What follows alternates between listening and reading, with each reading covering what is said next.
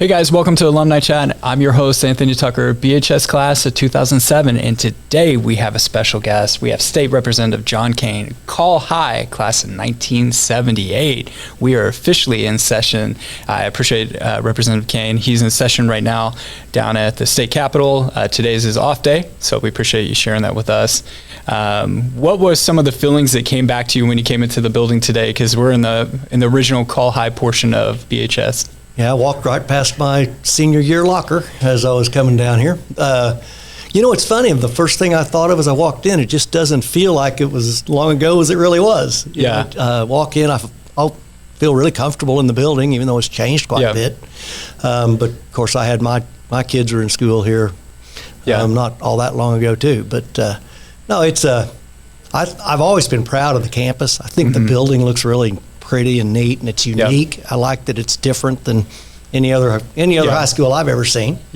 And so comfortable, and I'm proud of this place. Yeah, I definitely have the same feelings when I come in, because this portion of the building was just the traditional senior high when I was here, and I believe maybe your daughter Caroline graduated, I think, a year or two after me, so I think we might have crossed paths during that time. Okay. But it's very similar, so it's hard when I think of like the freshman side, like that's like half a mile the other way. That was just a parking lot for us. Right. And then we built the new field house going into my senior year, which still I call the new gym and the old gym. So, so kids correct me all the time, and that's okay. I'm used to it. We don't have quite the same home court advantage as we used to have in that old field house. We were tough. That was tough. I couldn't imagine, like, when you guys played Sooner High at home in that field house, what that was like. It was wild.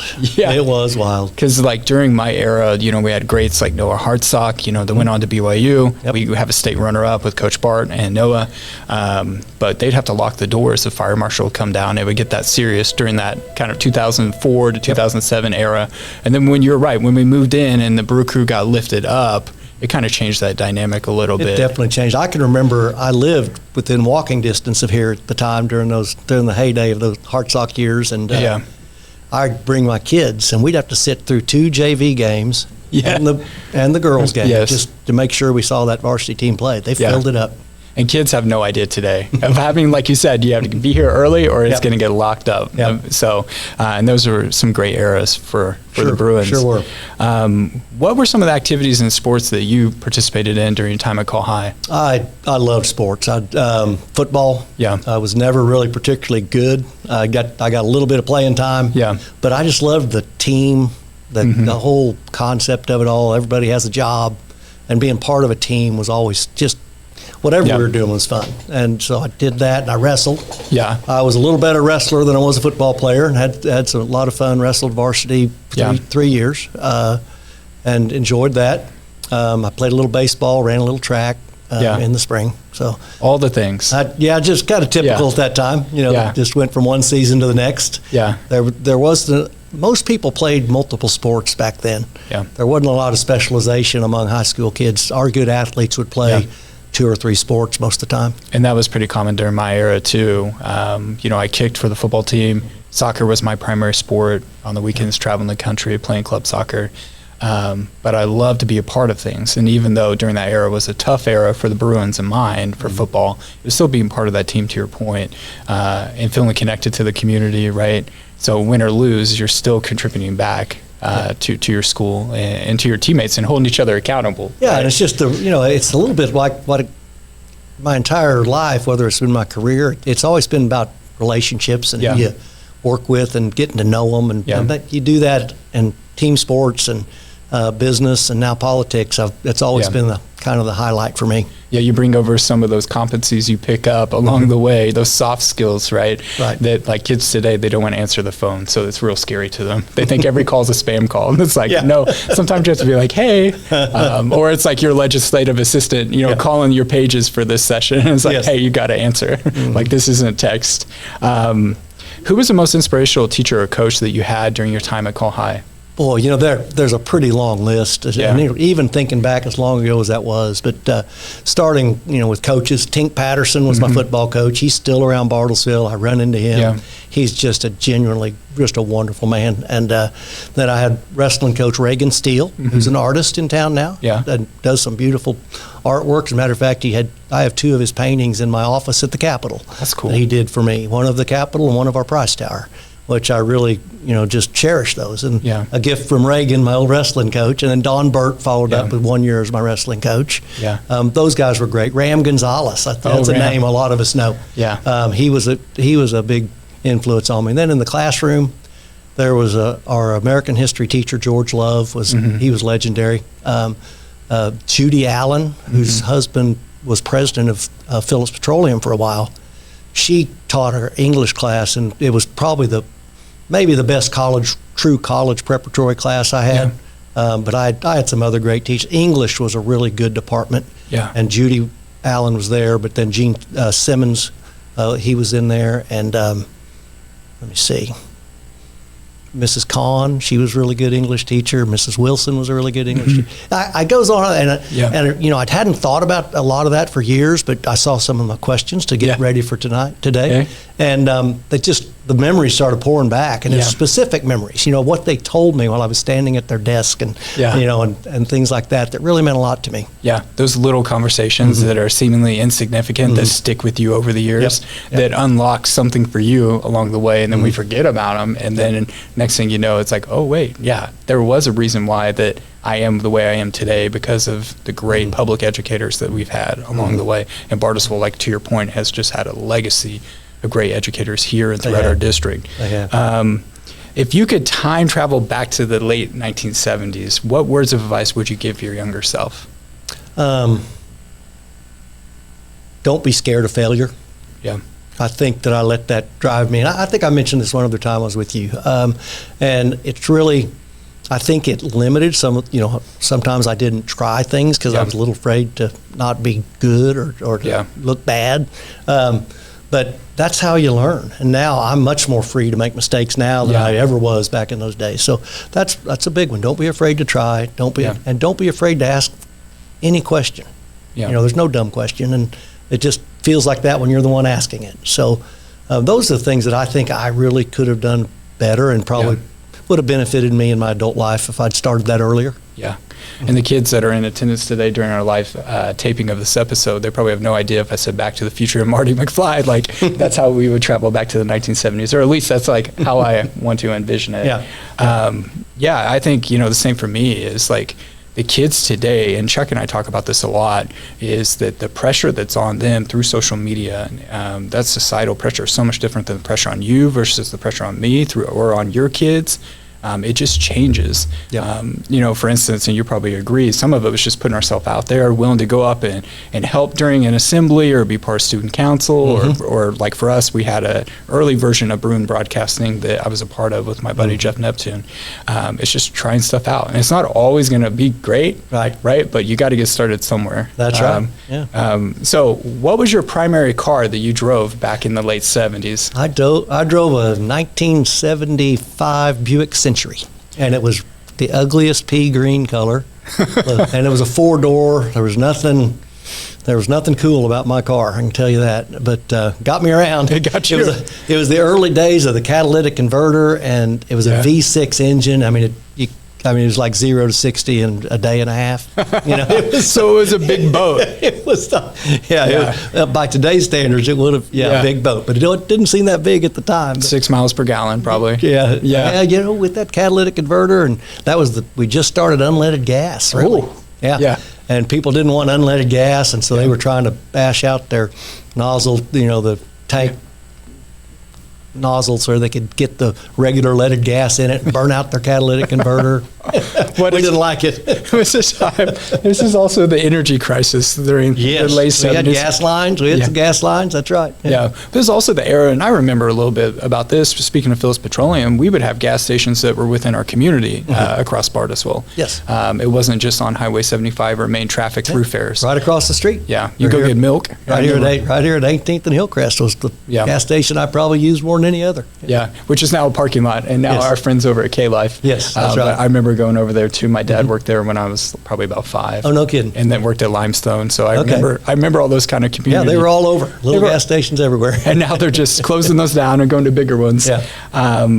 Okay, so kind of talking about your family, you talked about having 5. So you had 5 kids. Yes. So they all go through Bartlesville High School? Yes. So 5 generations of Bruins that come through.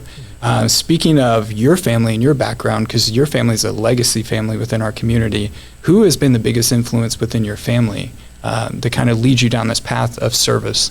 Oh, it starts with my mom and dad. Yeah. I just looked up both of them all the time. Both were into service to the community in different ways. My mother was a foster.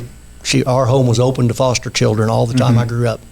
It was not uncommon for me to wake up and have a strange kid at my breakfast table. Yeah. They'd come from I can imagine, bad circumstance in the middle of the night.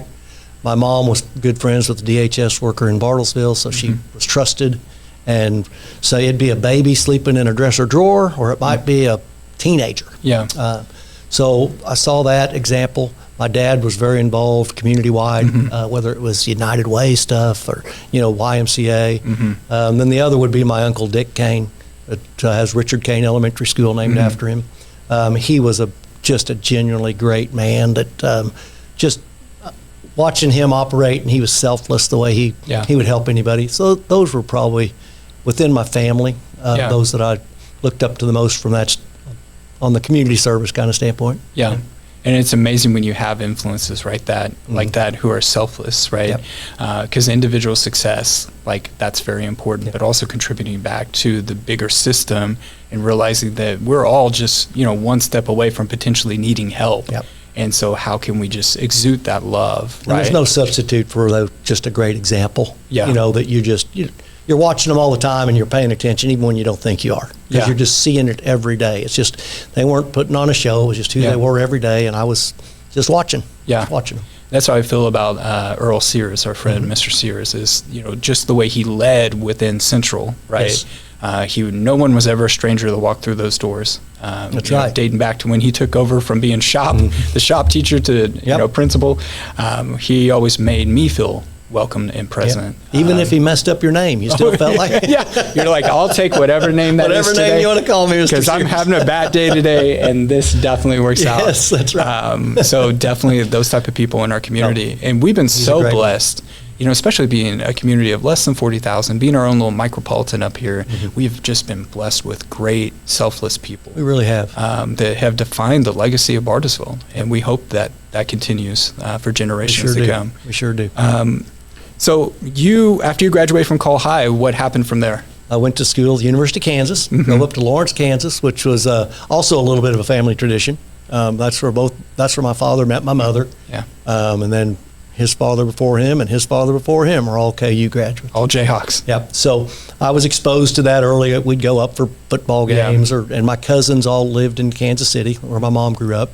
So I was up in that area a lot, very comfortable with it, and I was excited it was a pretty big adventure to actually cross the state line, to go to school, even though it was not much farther than Norman. Yeah. But so that's what I did. Spent 4 years up there, studied in business, graduated, and then I followed that up going to Texas Christian University. They had just a 1-year ranch management program, not even a full degree. It was a certificate, but it was just a outstanding program. It was really one of a kind at that time in the country, and they're still trying to copy it. It was run by a man named John Merrill. He started it. He was a Texas A&M Aggie cadet, and he's part of the Corps there, and he ran a great program. I probably learned more just practical work type, things that helped me in my career. Yeah. I learned probably more in 2 semesters there than those kind of practical things I learned at KU. I learned lots of things at KU. Yeah. A lot of it was just growing up. Was football good at KU during your time? We had, typical. We had like 1 good season out of the 4 I was there. Yeah. It was kind of the way that roller coaster is up at KU. But they're getting the new stadium, or they're getting the remodeled new stadium. Yeah. Matter of fact, I was just talking to my son and said, "Do we really want to renew our football tickets?" He said, "Oh yeah." We always do it. Every year we say, "Okay, 1 more year," and then we pay and get them, and so we're sticking with them. But you had basketball. Basketball. Mm-hmm. So you were able to go to a bunch of games. Oh, yeah. Yeah. That's kind of like a legacy thing to go My through. 4 years up there were probably some of their down years in basketball. My freshman year, they were pretty good. They were preseason number one, but then they kind of fell off a little bit. Yeah. Then Larry Brown came right after I left, and that's when they That would be your luck, right? Yeah. Larry Brown. That's when they got really good again. Won the national championship over OU. Yes. Yeah, So you remember that, don't you? Yeah. Good old Larry Brown. And that staff, I was looking at a photo the other day. That staff was so stacked of people that ended up becoming NBA coaches. They really were. And Larry Brown won at every level. Larry Brown was NBA champ with the Detroit Pistons. He was a basketball savant. Now, I mean, he was a peculiar guy. Yes. But boy, he won. He knew how to play basketball. Yeah. He knew how to coach it. So you finish up your time at TCU, you come back, so you don't immediately go into your family business. You go into banking. Yes. What kind of led you to pursue that? Looking for a job. Yeah. Probably was the first and foremost. Yeah. And I actually had turned out to be a real mentor of mine in Oklahoma City, Bill Johnstone, which is a name many people around Bartlesville know. His family, they were here before statehood. Johnstone Avenue is named after them. He hired me in Oklahoma City to work for a United Oklahoma Bank. It was a great little, you couldn't do branch banking in Oklahoma at that time, but there was a loosely affiliated group of banks with some common ownership. Yeah. So United Oklahoma Bank was kind of they were the lead bank in that group. I learned a lot. They put me in their credit training program, which was over a year, where I saw every part of that bank, from the data processing. I worked the teller line. I learned all sorts of the credit. They sent me to school. Yeah. The investment side, it was a great experience. I stayed down there for a few years. Eventually I graduated out of the credit training and went up and was a commercial loan officer on the commercial lending floor, and I thought I was big time then. But we audited banks. It was a good experience, right? I learned so much, and in banking, if you're just interested in business, it's a great place to go. You see a lot of things that are done well. You see some things that aren't done so well, and you learn from both. Yeah. And I mean, I learned how to read financial statements, spread financial statements out on the sheet. But that was the first time I got a computer to use. Yeah. And it was Lotus 1, 2, 3, and I thought that was like magic. Yeah. You could punch it in and it'd add up the column. Oh man, that's pretty fancy. That's pretty. Yeah, it was. Now we just call that Google Sheets or Excel. I thought I was a computer programmer because I learned how to use Lotus 1, 2, 3. Well, kids they don't understand how easy it was back in the day. Even video games. That's why we had a plethora of choices for the original Nintendo, Super Nintendo, because the barrier to entry for coding was so much lower than it is now for some of the first role player games, right? Now we've consolidated power within a few major corporations that put out those games, and the cost to barrier to get in is so much higher. And so it was cool. I remember from my childhood, Paperboy, just weird games, just delivering newspapers on the roof. And it was just a fun game. And the kids in Independence City were probably what is wrong with you? So after you graduated from that and you got your new job at the bank, what led you back to Bartlesville? My wife and I thought we wanted to get back up in this area of the country. She was as fond of it as I was, and I got an opportunity to have some ownership in a bank in Coffeyville, Kansas. So I probably wasn't really ready for it, but the opportunity presented itself, and I just jumped. And I moved to Coffeyville, Kansas. Wow. And that's where we lived there when my son was born. I worked in that bank, had a little more responsibility. Like I said, I wasn't quite ready, but when it's thrust upon you, you just kind of learn. And had another good mentor there that helped me, and worked my way through, got comfortable with that, stayed there a few years before through a retirement on our family ranching operation. My father said, if you're really interested in coming back and being part of this is a great time because we don't have to wedge you in. There's a job. Yeah. And so I made the decision then to move my family down to Bartlesville. We actually moved on to the ranch, and I just took care of that particular property. That was my first job in the ranching business, and which was great because I strongly believe that you need to start kind of at the bottom where things really happen. Yeah.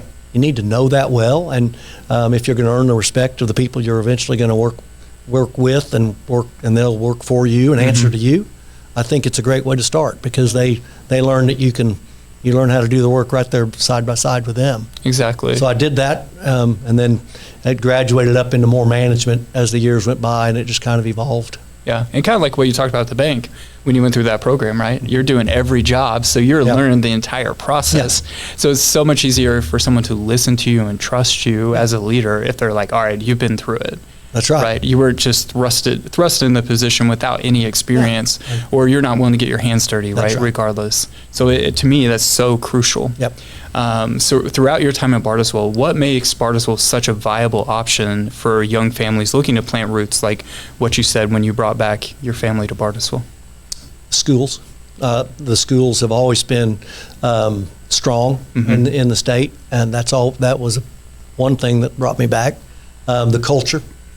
Of course, I grew up in it, and I was so comfortable with it. Yeah. And I don't know, I'm just one of those people that I like home. Yeah. I still like home. And even though I travel a little bit and I enjoy that, if I had to give it up, I'd be just as happy staying here. I don't have this wanderlust. I never have. And so just the idea of being home, the culture of, like you said, the way people really pitch in to make good things happen for all of Bartlesville. It's to benefit everybody. Yeah. And the way people jump in, I just want to be part of that. Again, it's part of that team thing. Yeah.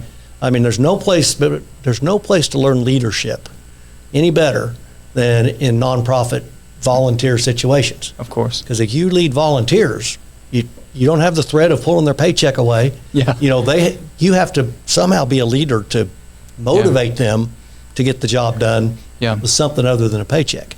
So I think that was another, even though I wasn't thinking of it at the time as a, leadership laboratory, I look back on it now and say, it really kind of was. So, when I was president of one not-for-profit or another, leading people that way it's a different experience.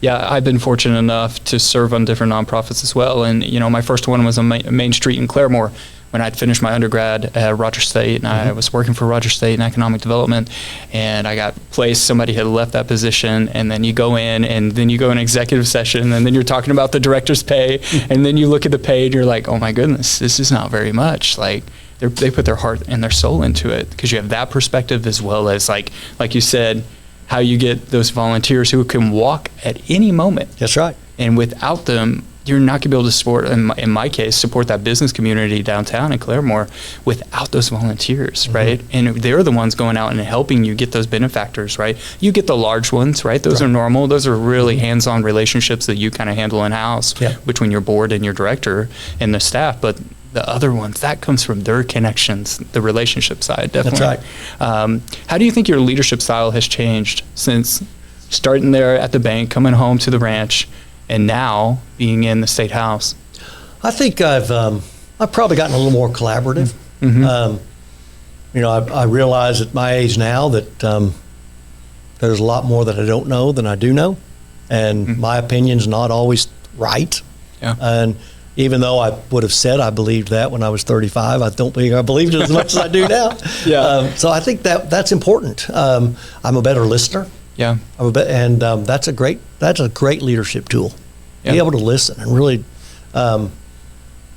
people need to know they're being heard, and great ideas come that way. So I think that's probably it. And I'd say it's probably just wrapped up in maturity. Yeah. That comes whether you like it or not. I guess there are some benefits to getting older, right? Not very many. I'll tell you, there's not very many, but that's one of them. And I'm a lot more comfortable in my own skin, and it's a lot easier for me to say I was wrong. Yeah. It's a lot easier for me to apologize. Yeah. And those are good things. Yeah. And I agree with you. When you're younger, and especially you're right out of college, and you're trying to prove yourself, right? You think you have to be perfect at every stop, and that's not the case, right?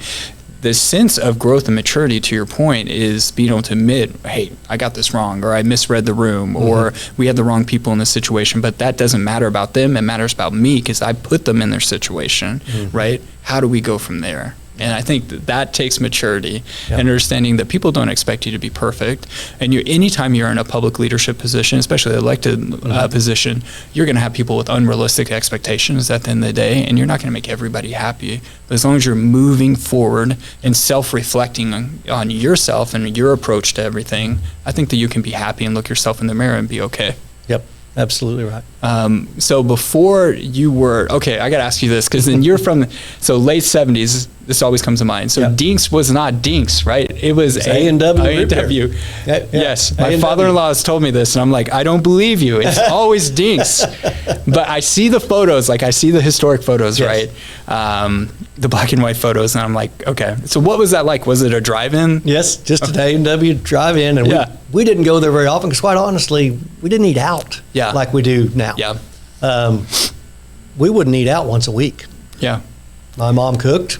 We sat around the dinner table and we ate. And there weren't many options. I remember when the Pizza Hut got here. Oh, man. And I had an elementary school teacher, went to Pizza Hut. She didn't even know what pizza was. Really? So she and her husband both ordered larges. And then she came back and said, that was a lot of food. There's actually smaller sizes. She didn't understand that was meant to feed more than one person. I mean, it's crazy to think that, but that was such a novel thing. And now there's a pizza place on every corner. Wherever you go, you can get pizza, right? Yes. But it was new around here. Rest in peace, the original Pizza downtown across from the old county courthouse and the old hospital. They just cut the top off for our alumni. Hey, that wasn't the original Pizza. That's not the original Pizza. No. As my childhood. Comanche Center. So it was smaller. Was the first Pizza Hut. Yep. Comanche Center was where Mr. Limey's was. Correct. So probably the same space. Wow. Probably the same space. Yeah. Yep. That's where Pat Murphy opened the first Pizza Hut in Bartlesville. Yeah. And then my grandpa told me that there was multiple Murphys back in the day. We did have one other where they tried the East Side Murphys and it never really That's took what off. he said. No. I like our little trip down memory lane for food. It was kind of like a mistake, kind of like Sooner High School. I forgot to say Sooner High School the other day at the State of the City, and I heard about it allegedly. Okay, that was a bad joke. I say that to my Sooner friends all the time. I don't want people to take me too seriously on that, but that's just part of the rivalry, right? Yes, that's part of the rivalry. Come back for homecoming on October 10th. We love to celebrate Sooner High and Col-Hi. I won't say the name you guys used to call them, or capturing the mascots back in the day. I've seen the photos. Yeah, we had some good times. It got a little out of hand, but it was a sure good time for a high school kid. And it was a tough time to bring everybody together during that time. I mean, we're working on there's a story we're working on to try to elevate those stories like what you're talking about so that we don't forget about them. What was Sooner here? About 15 years total? 12-year window, 10 years of graduates. Because the first 2 years they had sophomore. Well, it really was just a tiny little blip. But during that time, you guys got crazy with it. This is before social media. I honestly, Bartlesville was such a divided community. Here we are, like I say, under 40,000 people. And Highway 75 divided us so much. I never went east of Highway 75. My territory was west of. And the farthest east I went was the McDonald's parking lot because I had to turn into the McDonald's. And I didn't even know how to drive to Sooner High School when I got my driver's license. I didn't know where it was. Speaking of our friend Mr. Earl Sears, he told me some great stories about that era when they tried to find a solution and come together. So there'll be more on that coming up next fall before homecoming. Good. So kind of talking about public service. So before you run for House District 11, Governor Stitt had appointed you to the Oklahoma Tourism and Recreation Commission. What were kind of your key responsibilities on that? That was so out of the blue. No one talked to me about that. Just all of a sudden, I got this email. I honestly wasn't sure if it was real, but so I think they were surprised because I didn't accept it right away, and then they kept pushing me. Are you going to do this? Are you going to do this? And I looked into it, so I decided, I'm interested. I'd never been involved in any kind of politics of any kind. Everything other than the Oklahoma Cattlemen's Association, everything I did was pretty much Bartlesville local related. So I thought, I was kind of interested to see what's going on at the state level. And so I took the job. But at that point, Governor Stitt had turned it into an advisory commission. So we didn't have enough authority for me to get real excited about it. It was like they'd come and tell us what they were doing, and we're supposed to pat them on the back. And then it was shortly after that we had the big issue with the Swadley's barbecue and the. Oh yes. Okay, that was shortly after, but I made like 3 meetings. Yeah. And I didn't miss meetings. I mean, I made every meeting. Yes. And that's when I said, I kind of like looking at the bigger picture. Yeah. And I saw the opportunity to run for this seat that I'm in now. And as soon as I announced I was running, by statute, I'd had to resign my position on the Tourism Commission. Yeah. So I did not serve on that very long. I got to, we always met at state parks. And so I would drive down, we'd have a meeting. Sometimes you'd spend the night, sometimes it'd be a day trip. Yeah. I enjoyed it. One, like seeing different parts of the state. Yeah. Told you I'm a homebody. Yeah. I didn't go down into the southwest part of the state very often. Yeah. And so, but I learned enough to see that there are good people trying to do good things for our state. And I thought, I think I'd like to be part of that. I think I have something to offer. And so that did kind of pique my interest to run. So after you announced, what was that next step? Because this seat was filled. Yes. It was not an open seat. Like when I ran in 2014 and Travis Dunlap and I ran, Representative Martin was retiring. Yes. So open seat competition is a little bit different than trying to go up against the incumbent. It is different, and I did, I have no ill feelings towards the person that preceded me. I got a little spoiled with the representation we had with Earl and John Ford and the people that had done, and before them. I mean, it goes back to Jim Dunlap. Yeah. I could just go on. I'm going to leave names out if I try to name them all. But we had some really strong representation and a great reputation in Oklahoma City, District 11 and the Senate 29 here, District 10, all had great reputation. I thought I could do a little better, and that's all. It wasn't any particular vote. I didn't have any one issue I was running on. It was just general, and so I looked at it, and I actually met with the incumbent, and we had a talk, and told that I was interested in running, and at that time I thought she might step down and save some time and come back because she still had children at home. Yeah, and that's a tough thing to do. Yes. And now that I'm doing it, I mean, all the respect in the world for people that make that happen. Yeah. When they have those kind of responsibilities at home. Yeah. But nevertheless, she decided she'd like to stay, and so I said, well, I have a very hard decision, and I prayed about it, talked to my wife about it, and decided I was going to go ahead because it was kind of now or never for me. Yeah. And ran and learned as I went. Yeah. I did have the benefit again of Earl Sears and John Ford helping me. That they certainly knew the ropes. Yeah. And they got me lined out and how to kind of run a campaign. We went after it. Nothing's like, I think it's so great, and you probably agree with me, is just getting out and meeting with voters. It doesn't matter what side of the aisle they're on. It's just you get to engage with people, give them a platform to kind of tell their story, and you kind of figure out where the pulse is at. We hear it from key people in our community and maybe key people within our business community, but it's just hearing from the people, the average day citizen, throughout Bartlesville and throughout the district, because it does stretch different parts. But that was my favorite part, was getting out and canvassing, doing the little ice cream socials, doing the League of Women Voters thing. Those are the best parts. It is, and I'll tell you what, it goes back to my life in Bartlesville and the involvement in the community and the many friends I had. I always felt like I did have a pretty good idea of what we wanted. Yeah. You don't agree with everybody, but you get an idea of what the pulse, as you say. And so that probably had a lot to do with my confidence and deciding I'm going to try to run. Yeah. I just felt like I know this district. Yeah. I think I know this district as well as anybody. Yes. And that helped me make the decision, okay, put yourself out there, because it's a little scary. You get there, and it's a little scary to put yourself out there because they're going to go vote and you're going to find out. Yeah, yeah. It definitely it's so tough, right? And then you think you know how things are going, and the things swing a little bit. Oh yeah. And the money comes in one way or the other. It's so different. But it's like you said, you just have to put yourself out there. Put it out there. And like who I was, like I always say this, especially to kids now being in education, because that's not my background. Like my background, I've got a business degree, got a master's in leadership. Yep. Spent most of my time in economic development or manufacturing side. so I'm used to like the pressure of the private sector, but then like it's the maturity, and that's why I tell the kids like I'm a completely different person now, like view wise and like how I handle things than when I was Travis and I were 25 and 26 to now when I'm 36 going on 37, and I've got 2 little kids at home, you know, a mortgage, 2 cars. Like it's completely different. I wasn't fresh out of college. Yes, like life is a little different, and I think I have exhibit a lot more grace and patience the older I get, right? And I'm more willing, like with these kids, like the pages you had, and we'll talk about that in a little bit, but it's just like, I get it. Like, in what you're going through now, I know, honey, that it's tough, right?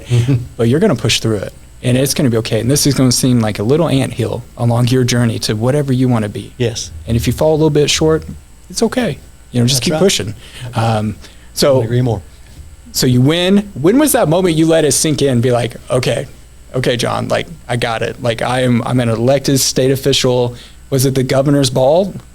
You know, that's a great question. I saw that, and it's hard for me to, you know, I remember a feeling at my watch party, actually. Yeah. That was kind of overwhelming. Yeah. And it was, okay, it's kind of like maybe the dog that caught the car. You know, okay, now I really have to do the job. Yeah. And I'm so, you know, that was one thing I committed. You know, I don't have ambition beyond what I'm doing here. Yeah. I want to be the best representative for District 11 that I can be. Yeah.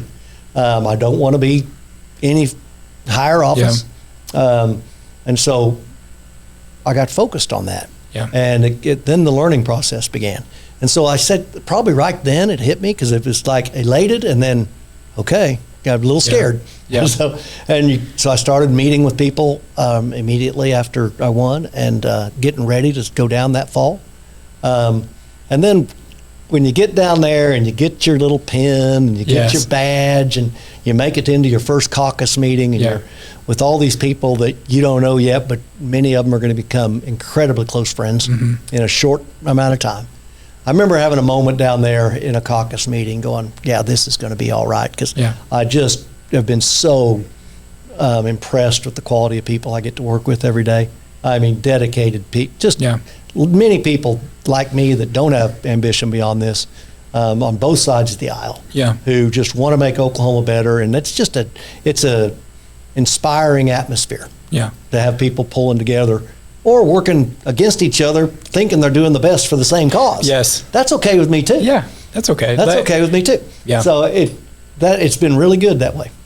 That's awesome. Because you got to have that aha moment, right? Where you're just like, and to your point, right? Your watch party, you get down there, you're in your first caucus, like, you're like, okay, I got this. Because you're right, it is so nerve-wracking along that journey. And then when it does work, like, it completely switches over. Yeah. What do you think the hardest part was during your onboarding process as a new representative? Like, learning the rules? Like, was there anything weird that stuck out to you? Well, the rules are definitely, they're unique. Yeah. It's not like anything I've ever done in business or any of my volunteer work, anything at all. So, you do have to learn the process. Yeah. And you don't just sit down and read it and learn it. You kind of have to live it to learn it. Yeah. And so, I've been blessed to have mentors along the way. And my desk mate was Representative Claremore, Mark LePack, who actually has Bartlesville connections himself. He's married to a Bartlesville girl, Linda Stoya LePack. And he was patient with me, coached me. And if I had a question, we're sitting there, I'd just ask him and he'd answer. Everybody down there was so open to giving you all the help you needed. Yeah. But you had to ask. Yeah. They're busy.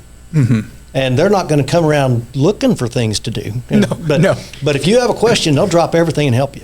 And so I learned, again, ask the questions. And then there's a little bit of a time, and everybody does it differently.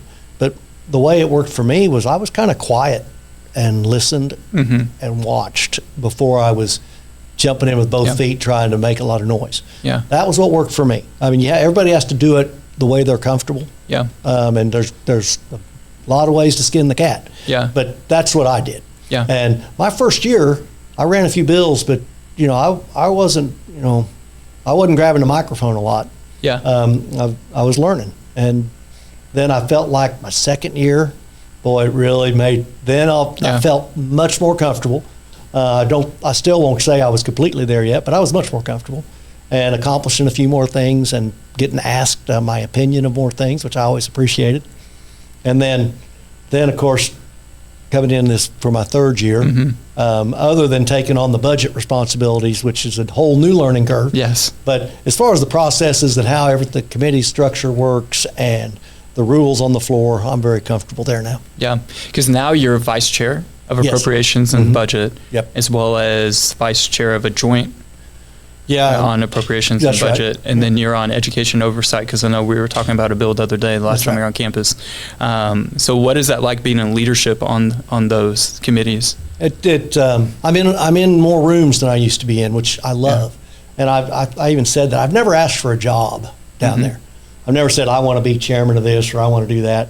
But I have said, if you see a place I can be useful, I want to keep adding to my influence. Yeah. I want to be in the room. Yeah. Said, I don't need a title. Yeah. Put me in the room. Yeah. And that's happening. And it's just, boy, this year I'm seeing behind the curtain more than I saw in my first 2 years. Yeah. And some of it's good, some of it's frightening. Yeah. But it's the way it works. And our political system is far from perfect. It's just the best one going. Yes. And but yeah, there's things I'd like to see done differently. But you're trying to lead 101 class presidents.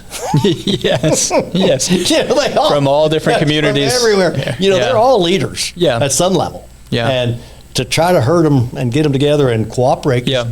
To get bills through and to make law, you need cooperation. If everybody's just off doing their own thing, it's chaos and nothing would ever happen. So you need strong leadership. And it was good because Mr. Sears, was kind of that lion of appropriations in budget for a while. Very fiscally conservative.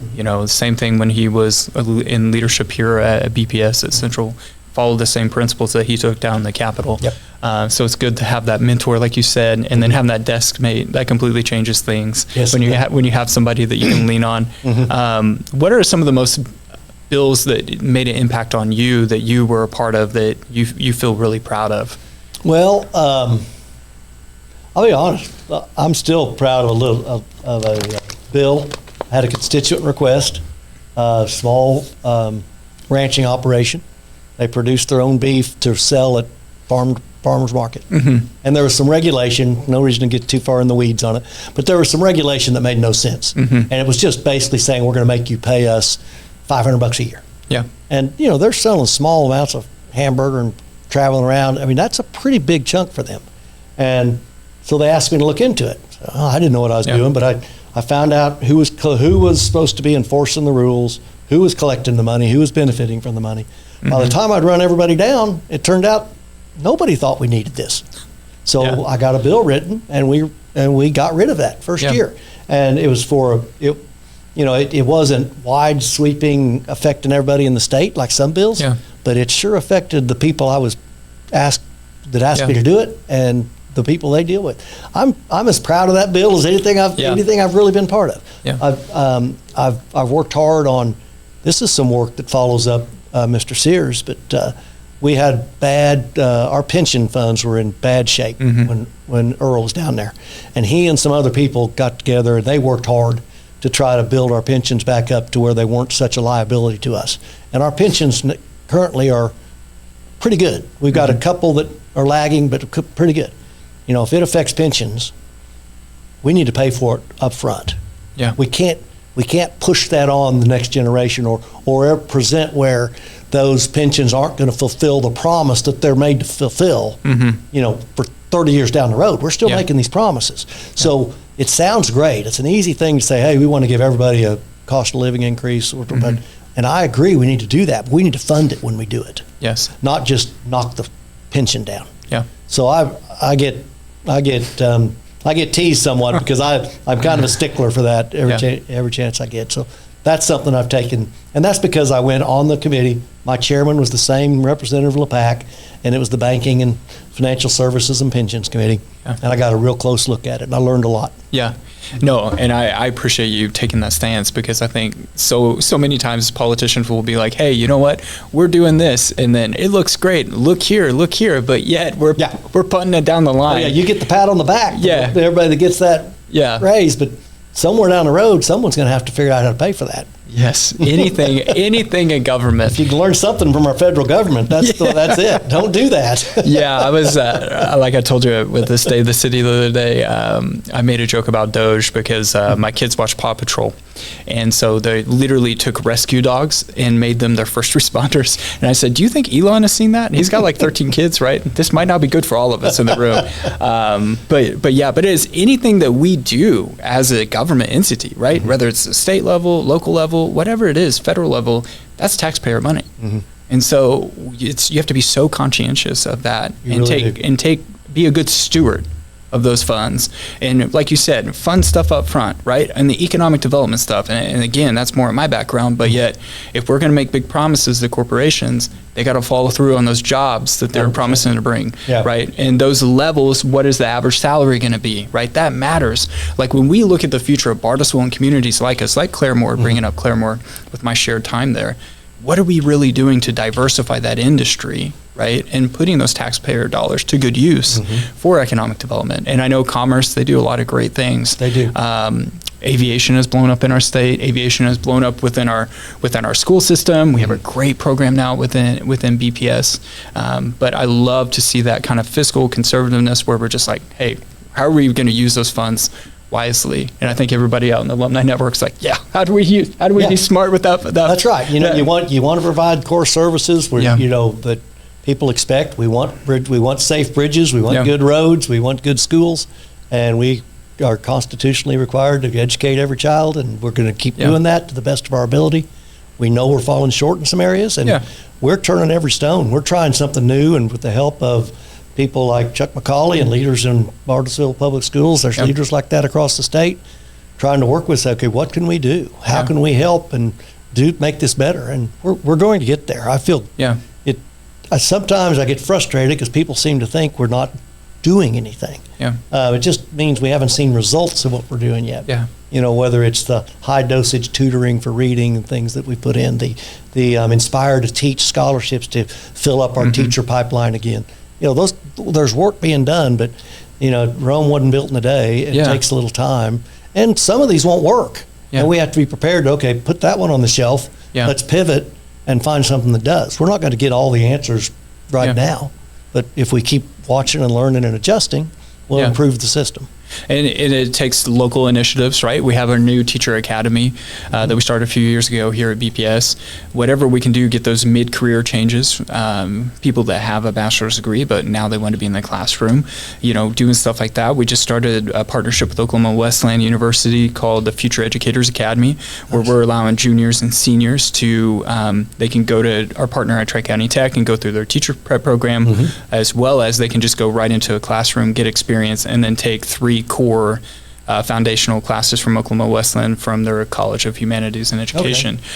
So if you want to you got to take initiative on the local level and that's all that I do for us is like, how do I get, like the other day I met with Chief Eichelberry, I met with the fire marshal, met with emergency management, the sheriff's department. It's like, how do we get a first responders academy, right? How do we get them young? Now they can't get hired at the police department until they're 21, can't hold a weapon until 21, but yet they could be at the fire department at 18. But how do we get them experience? And a lot of it is, how do they ride the big red truck across town? Is that going to be the fun part? And then they'll find out about all the hard stuff after. But like, you got to take initiative, and then that's where we lean on the state. Like, now it's like, how are they allocating some funds and support to back up what we're doing on the local level? Well, high school is so different now, isn't it? I mean, I came here, it was 6 hours in this building, of classes in this building, and didn't leave. And I mean, some seniors maybe are here for an hour a day, right? Some of your pages that you had are almost never here. Almost never here. It's just so different, and I hope that's a good thing as we're expanding opportunities for them, and whether it's at Tri-County or concurrent enrollment somewhere else, whatever they might be doing. I hope it's a great thing. And I'm trusting the experts to say, this is what we need.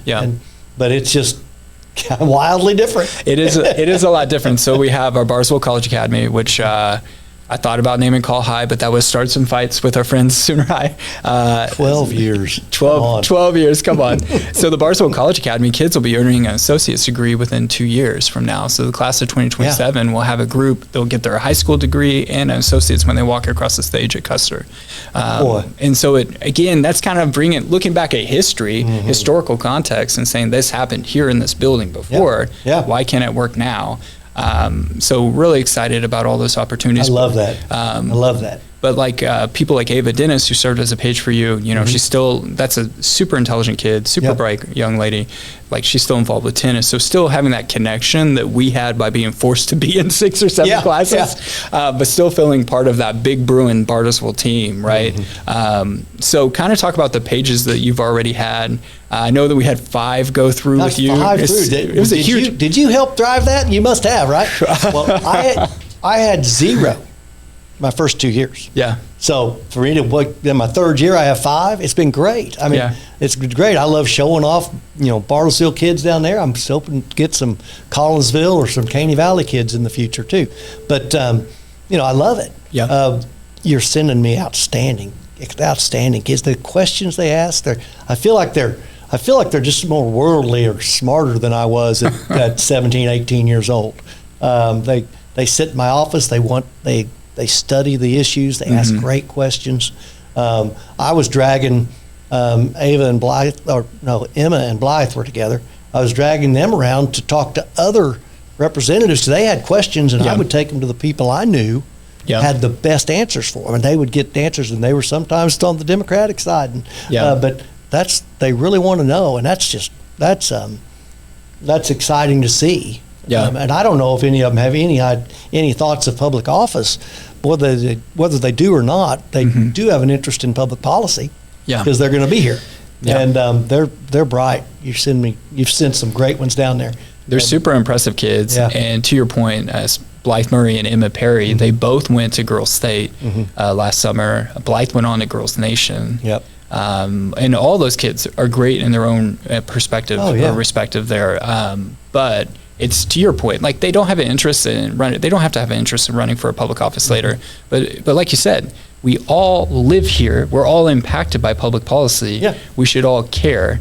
And I think that's where our state has to step up. And that's on the electorate. That's on us to get out to the polls and vote about something, whether we are for or against, because we have one of the lowest turnout rates at the last presidential election. That's right. And these kids won't be part of the no-shows. The kids you're sending me, they're going to be involved. I mean, gosh, dang, Ava and Sienna, Luke, they were just, they stood out amongst some pretty outstanding kids, in my opinion. So that says something. Now, what do you hope that your legacy is when you're done at the Capitol, John? What do you hope that people remember about you? Well, what I do know, and this again, because I know that they'll forget pretty fast that I was ever there. Oh, gosh. Because that's what happens, because there's a lot of turnover down there. But the people that worked with me, I want them to say that I was down there for one reason, and that was to be part of solutions, to help, to put my head down and work. I don't necessarily like the spotlight. That's not something I get uncomfortable, really. And so I'm just, but if the people I'm working with that make things happen know I'm a contributor and know that was my emphasis and that was my priority, that's my legacy, I think. I try to treat people the way I'd like to be treated, the way I'd like them to treat my loved ones. And respect everybody. And again, I've mentioned a couple times the other side of the aisle. And I was on this sheet. You mentioned we have some good Bartlesville people down there on the other side of the aisle that I enjoy working with. So I try to treat everybody well, and I've found that I've been treated well in return. I mean, and I guess that would be it. I just want to be he really put in his time and made some differences. Led with your heart and led with your ears. You were open. I don't want to be calling press conferences every week. That's not my style. No, that would get old. Because I'm pretty sure that, I went to school, Mickey Dollins and I are same age. He graduated 06, I graduated 07, and then Forrest Bennett graduated after me. I believe he graduated 08. He was Caroline's class, And so you were actually on a committee with Forrest. So full circle. Forrest is great. I tease him. I said, Forrest, you haven't changed since 8th grade. You're the same. You're the same person. Yes. He laughs. Yes. He laughs, and Mickey's great. And then of course you have Kerry Hicks on the Senate side. Grew up here, and Kerry Bloomert was a county commissioner in Oklahoma County. You also graduated back with my kids, and they're all Democrats. Yeah. So I laugh. I say, we raise Democrats, but they can't get elected in Bartlesville. We can raise them in Bartlesville. I have no further comment. To get elected. I have no further comment about that. Just Google 2014. But no, in all seriousness, though, I enjoy every one of them. And because again, I don't have to agree with someone if I respect if I know their motivations are pure. Yeah. Just because I think this is best for Oklahoma and they think something different's best for Oklahoma, we still have a lot of common ground because we want what's best for Oklahoma. Yes. And that's the way they are. Yeah. And it's the way it should be at the end of the day. Yeah. So speaking of what's best for the future, you've been in Bartlesville. Your family, like I said, has been a legacy family for us in our community. Where do you see Bartlesville going in the future? What are your hopes for Bartlesville specifically? My hopes for Bartlesville, I want to see sustainable growth. I'm not one that would like to see, just plain and simple, I don't think I want to see 5,000 jobs hit Bartlesville, next month. Yeah. I don't think that would probably be best for our community. I've fallen in love with Bartlesville as it was and as it is. Yeah. And so I guess in a selfish kind of way, I wanted to be able to grow and maintain that same kind of culture and integrity that it has. But if you're not growing, you're dying. Yeah. So there has to be some growth. And I hope we can keep bringing in high quality jobs. And I'd like us to get more destination jobs. That's what we were used to when we had the headquarters of Phillips and ConocoPhillips here at one time. And even though I'm not so sure, our demographic became quite a bit younger. Yeah. And in some ways that spurred our economy along in a different way than when we had the older, more established people here, because they're out. They want to get out in our restaurants. They want to get out and be entertained and get involved in things, and maybe more so than some of the others. So that's a good thing. Yeah. So I guess it's just a combination. I want good job growth. I want to see our schools continue to thrive. I don't want to measure our schools against the best in Oklahoma. I want to measure them against the best in the United States. Yes. And I think we can do that here. Oh, yeah. I think Bartlesville can do that. So keep focused on improving that. Never be satisfied with where we are. And Bartlesville's a place you can get satisfied because it's pretty cool, pretty good place. But we should never be satisfied. Yeah. And keep growing and look for the right fit to come here. I don't want to jam anybody into our culture. I want to get people that fit our culture.